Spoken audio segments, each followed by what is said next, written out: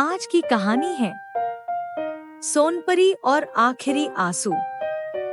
बहुत दूर बादलों के ऊपर एक जादुई राज्य था, सोनलोक।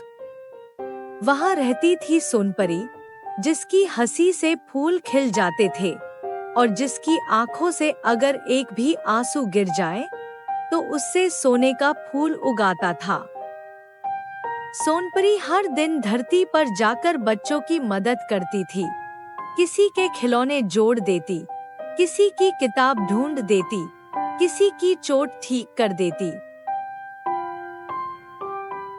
लेकिन धीरे धीरे इंसान लालची होने लगे। एक दिन एक राजा ने सोनपरी को में सुना और अपने सिपाही को बोला, जाओ और सोनपरी को पकड़ के लाव। सिपाही सोनपरी को पकड़ कर लाते हैं और राजा के सामने पेश करते हैं। राजा सोनपरी को बोलता है, तुम्हारे आंसू से सोने के फूल उगते हैं। मुझे एक बाग चाहिए जिसमें हर फूल सोने का हो। सोनपरी ने कहा, मेरे आंसू दुख से निकलते हैं, लालच से नहीं। अगर मैं रोऊंगी तो जादू खत्म हो जाएगा।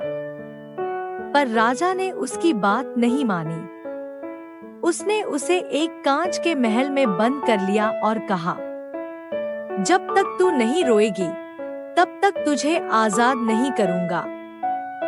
सोनपरी दुखी थी, पर उसने रोने से इनकार किया। दिन बीतते गए, फूल मुरझा गए और पूरा राज्य अंधेरे में डूब गया। फिर एक दिन एक छोटी सी लड़की आई, नाम था रूपा। उसने सोनपरी की कहानी सुनी थी। वो रोज महल के बाहर खड़ी होकर कहती, परी माँ, मत रोइए, मैं आपके लिए मुस्कुराने आई हूँ। वो रोज गाना गाती, छोटे फूल लगाती और सोनपरी को हंसाने की कोशिश करती।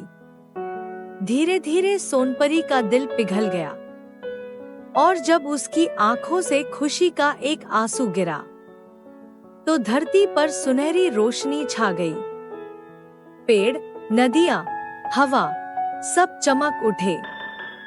राजा को अपनी गलती समझ आई और उसने माफी मांगी। सोनपरी ने कहा, जादू दुख से नहीं, प्यार और मुस्कान से पैदा होता है।